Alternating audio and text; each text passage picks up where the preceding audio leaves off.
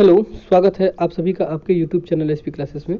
इसके पहले वाले लेक्चर में हम लोग इस पॉइंट को देख लिए हैं कि टाउ बी डी क्या होता है, FE 250, FE 415 और FE 500 के लिए टाउ बी डी का मान क्या होता है जब ग्रेड M15, M20 और M25 होगा तब।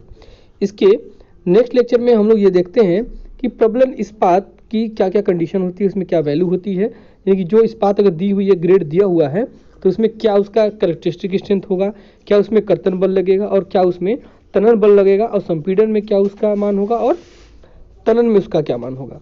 तो यहाँ पर एक पॉइंट लिखा हुआ है बी पॉइंट में कि प्रबलन इस्पात, तो प्रबलन इस्पात भी ग्रेड के आधार पे होता है और हमने आपको बताया था कि ग्रेड किसके हैं, FE 250, FE 415 और FE 500, ये इस्पात की क्या है, ग्रेड है। ठीक, अब इस ग्रेड का जैसे आप M20 देख रहे थे, तो ये जो 20 था ये अभिलाक्षणिक सामर्थ्य था किसी भी कंक्रीट का। उसी तरीके से ग्रेड में अगर इस्पात होगा तो उसका भी अभिलाक्षणिक सामर्थ्य जो होगा उसे हम लोग FI से, ऐसे किससे करते थे, इसको FCK से करते थे या सिग्मा CK से। इसका सिग्मा Y या FI से आप रिप्रेजेंट कर सकते हैं। एग्जाम में ऑप्शनल दे सकता है कि FE 415 है तो इसका अभिलाक्षणिक सामर्थ्य क्या होगा। तो अभिलाक्षणिक सामर्थ्य क्या है कि जो इसकी वैल्यू होगी, जो इसका ग्रेड होगा वही उसका अभिलाक्षणिक सामर्थ्य। 250 है 250, 415 है तो 415 और 500 है तो 500। ठीक है, और यहाँ पे पॉइंट देख सकते हैं कि छल्लों के लिए जो हम लोग छल्ले बनाते हैं उसमें हम लोग क्या करते हैं, 415 FE 415 का प्रयोग करते हैं। तनन व कर्तन बल की बात करते हैं, सिग्मा ST और सिग्मा SV। 20 mm तक के अगर डाया है, यानी 20 mm तक के डाया है, तो सिग्मा ST जो होगा वो 140 और किसके लिए, 250 के लिए, और FE 415 के लिए होगा 230 और 500 के लिए होगा 275। और यदि 20 mm से अधिक किसी रेनफोर्समेंट का डाया है तो उसका जो मान होगा वो होगा 130 FE 250 के लिए, 415 130, इसके लिए 230, इसके लिए होगा 275। ये देख सकते हैं कि यहाँ वाली वैल्यू जो है ये सिर्फ वेरी कर रही है, बाकी दोनों वैल्यू जो है वो कांस्टेंट है।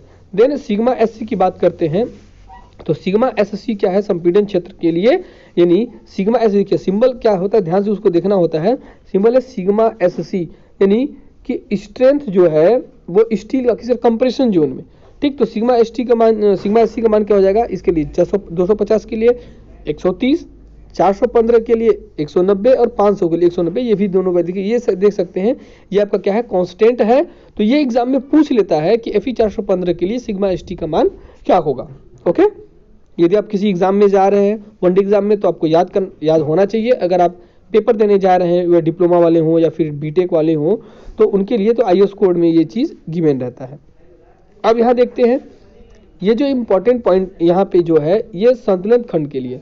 अब संतुलन खंड वर्किंग स्ट्रेस के लिए क्या होता है कि WSM मेथड में, वर्किंग स्ट्रेस मेथड में बैलेंस सेक्शन क्या होता है कि जब XA का मान XC के मान की, यानी कि एक्चुअल एक्सिस और क्रिटिकल एक्सिस जो है ये दोनों आपस में यदि बराबर होंगे तो यह संतुलन सेक्शन कहलाएगा। इसमें 3 सेक्शन होते हैं, balance section, under section and over section. ठीक, यदि एक्चुअल एक्सिस क्रिटिकल एक्सिस से कम होगा तो अंडर होगा और ज्यादा होगा तो ओवर होगा। इसकी प्रॉपर्टी देखते हैं हम लोग, क्या क्या वैल्यू कहा गया है इसमें। देखिए M का मान, अभी 15 के लिए सिग्मा CBC हम इसके पिछले वाले लेक्चर में बता दिए हैं कि क्या होता है, M20 का मान 7 होता है। जब यहाँ पर हम वैल्यू रखेंगे, जब देखिए ध्यान से, यहाँ पर वैल्यू अगर रखा जाता है, ये फार्मूला होता है किसका, XC का। ये XC का फार्मूला होता है M sigma CBC into D upon M sigma CBC plus sigma ST। और सिग्मा CB क्या है आप जान चुके हैं, और सिग्मा ST क्या है ये अभी हमने बताया, ये पिछले वाले सिग्मा CBC की बात की गई थी पिछले वाले लेक्चर में। जब वैल्यू आप यहाँ पे रखेंगे, 250 कंडीशन दे दिया कि FE 250 415 के लिए क्या होगा, तो 250 के लिए जो सिग्मा ST की वैल्यू होती है वो कितनी होती है, 140, और सिग्मा CBC की वैल्यू होती है 5। तो जब इस फॉर्मूले में आप वैल्यू, इन दोनों वैल्यू को रखेंगे तो आपकी जो वैल्यू आएगी वो 0.39D और 415 के लिए आएगा 0.281D। तो ये एग्जाम में नहीं पूछता। हाँ, ये वाला फॉर्मूला आपसे पूछ सकता है, इतना वैल्यू नहीं पूछने वाला है। ये फॉर्मूला आपसे पूछ सकता है कि क्रिटिकल बल शून्य अक्ष जो है उसका फॉर्मूला क्या होता है, और उत्तोलक भुजा जो होती है। अब उत्तोलक भुजा क्या होती है, कंप्रेशन जोन में लगने वाले फोर्स और टेंशन जोन में लगने वाले फोर्स के बीच की जो दूरी होती है उसे हम लोग उत्तोलक भुजा कहते हैं। ये भी वैल्यू आपसे डायरेक्ट ये पूछने वाला नहीं है, आप फॉर्मूले में रखेंगे तो आ जाएगा, इस फॉर्मूले में रखेंगे तो वो वैल्यू आ जाएगी। इसका फॉर्मूला होता है D - x/3। यह होता है वर्किंग स्ट्रेस मेथड में। अगर यही लिमिट स्टेट की बात होती है तो होता है d माइनस 0.42x। ठीक, ये तो लिमिट स्टेट की बात है, तो अगले जो आएगा तो आगे बताया जाएगा। मोमेंट ऑफ रेजिस्टेंस जो है यहाँ पे देख सकते हैं, मोमेंट ऑफ रेजिस्टेंस ये भी फॉर्मूला पूछता है, लेकिन ये किसके लिए, ये कंक्रीट के उसके लिए है कि 1/2 bx sigma CBC into D minus x by 3। ये स्टील की बात होती तो क्या होता है, स्टील में अगर बात करते हैं, अगर हम स्टील फेल्योर के लिए तो क्या होता है AST sigma ST into D minus x by 3। ये भी मोमेंट ऑफ रेजिस्टेंस होता है वर्किंग स्ट्रेस के लिए। ठीक है, अब यहां बात करते हैं तनन इस्पात की प्रतिशत मात्रा। यदि Fe 250 है तो 0.70, देन 0.31 और 0.91 इस तरीके से वैल्यू आपको दिया सकता है। और एरिया ऑफ स्टील निकालने का फॉर्मूला क्या होता है, P इंटू डी अपॉन 100, ये होता है एरिया ऑफ स्टील निकालने का। ठीक, तो आई होप ये आपको चीज़ें समझ में आएंगी। ये देखिए, ये फॉर्मूले आपसे पूछे जा सकते हैं एग्जाम में। ठीक है, और ये फॉर्मूले आपको डिजाइन के तौर पे इसको याद भी करना होगा। जब आप वर्किंग स्ट्रेस मेथड में प्रयोग करेंगे, जो डिजाइनिंग की जाती है, तो इसमें आपको ये फॉर्मूले याद होने चाहिए। अब पांचवा पॉइंट देखते हैं कि खंड में प्रबलन इस्पात की मात्रा। तो प्रबलन इस्पात की मात्रा कितनी होती है, तो खंड में प्रबलन इस्पात की मात्रा ज्ञात करने के न्यूनतम जो होता है, इस फॉर्मूले से हम लोग उसको कैलकुलेट कर लेंगे। सिग्मा ST नॉट बराबर होता है 0.85 BD अपॉन FI। और FI क्या है, अगर Fe 250 है तो ये Fe 250 क्या होगा आपका FI होगा। तो इस्पात का अभिलक्षणिक सामर्थ्य होता है।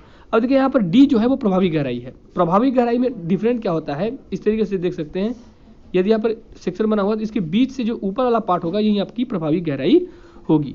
ठीक, अब आगे देखिए क्या होता है सेकंड, इसमें मिनिमम क्या, अधिकतम जो तनन मान होता है वो क्या होता है 0.04 इंटू बी इंटू डी। यहाँ पे डी जो है वो कुल गहराई है।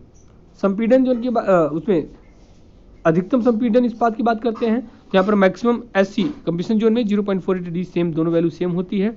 और यहाँ पर एक वैल्यू लिखा है न्यूनतम कर्तन इस्पात के लिए, तो ये फॉर्मूले होते हैं, तो ये बहुत कम पूछे जाते हैं अधिकतम, और इसमें जो अधिकतम होगा उसको हम लोग कैलकुलेट कर लेंगे। ठीक, और ये फॉर्मूला देखिए हो जाता है कर्तन इस्पात, यानी कि ये फॉर्मूला जो आप यूज करेंगे कर्तन इस्पात के लिए, ये फॉर्मूले बहुत कम पूछे जाते हैं। ठीक है, अब बात करते हैं स्लैब में। स्लैब में हम लोग क्या करते हैं, देखिए स्लैब में कितना छड़ दिया जाता है, इस बात को ध्यान रखना है।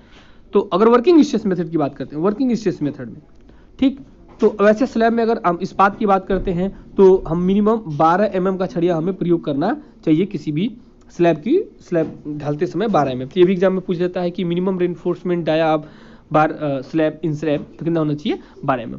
न्यूनतम इस्पात हम लोग डायरेक्शन में ज्ञात करते हैं तो कितना होता है, तो मृद छड़े और टोर छड़े, यानी मेन बार और डिस्ट्रीब्यूटेड बार जो होता है, तो जो मेन बार होता है वो उस पूरे खंड का 0.15% होता है, ध्यान रखिएगा, ये एग्जाम में डायरेक्ट पूछ सकता है। और जो डिस्ट्रीब्यूटेड होता है वो 0.12 होता है। अब मेन बार की हम बात किए हैं कि आप 10 mm का प्रयोग करेंगे, आप डिस्ट्रीब्यूटेड बार 10 mm का भी प्रयोग कर सकते हैं। यहाँ पर 12 mm मेन बार का प्रयोग करते हैं, मिनिमम बार 12 mm का प्रयोग करेंगे। ओके, तो यहाँ से आप देख सकते हैं कि स्लैब में न्यूनतम इस्पात मिनिमम की बात करते हैं तो मेन बार के लिए 0.515% जो होता है वो टोटल क्षेत्रफल का लेते हैं, और डिस्ट्रीब्यूटेड 0.12% लेते हैं। ओके, और यहाँ पर एक चीज़ और यहाँ पर देख लेते हैं, छोटे छोटे पॉइंट जो है, यहाँ पे एक वैल्यू लिखा हुआ है स्तंभ के लिए।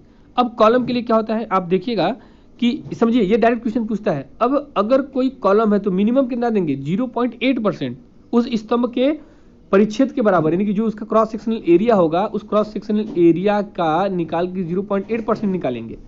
अब अधिकतम कितना होता है 6%, मैक्सिमम न्यूनतम कितना होता है 0.8% होता है, और अधिकतम कितना होता है 6%। ओके, और सामान्यतः हम लोग क्या करते हैं 4% तक रखा जाता है। ठीक, 4% हम लोग स्लैब में भी रख लेते हैं और स्तंभ में भी रख लेते हैं। अब यहाँ पर एक इंपॉर्टेंट पॉइंट ये बात ध्यान देना है कि वर्गाकार और आयताकार है या गोलाकार है तो उसमें मिनिमम कितने बार दिए जाते हैं। तो यदि आयताकार और वर्गाकार है तो उसमें मिनिमम 4 बार देते हैं, लेकिन अगर सर्कुलर है तो उसमें कितने बार दिए जाते हैं 6 बार। ये दोनों क्वेश्चन एग्जाम में पूछे गए हैं वनडे एग्जाम में, तो आपको याद रखना चाहिए कि वर्गाकार यानी कि सर्कुलर एंड रेक्टेंगुलर अगर क्रॉस सेक्शनल एरिया है किसी भी कॉलम का तो वहां पर 4 छड़ें दी जाएंगी, और यदि सर्कुलर कॉलम है तो वहां पर कितनी छड़ें दी जाएंगी 6 छड़ें। ओके, ये एग्जाम में पूछ लेता है कभी। ओके, बाकी उसमें चौकी पे कितना जाता है, परिच्छेद का हम लोग जीता है 0.15% देते हैं। अब बाकी जो भी आगे क्वेश्चन रहेगा वो हम लोग अगले लेक्चर में एक्सप्लेन करेंगे। आई होप ये सारी चीज़ें जो है फॉर्मूले आपको याद होना चाहिए। इस फॉर्मूलों को याद करने से आपका डिजाइनिंग में भी बहुत काम में आने वाला है यदि आप वर्किंग स्टेज से किसी न्यूमेरिकल लगाते हैं, और वन डे एग्जाम से रिलेटेड कोई जो छोटे छोटे फॉर्मूले पूछे जाते हैं आरसीटी से, रेनफोर्समेंट सीमेंट कंक्रीट से, वो भी आपके बहुत हेल्पफुल होंगे। Okay, thank you.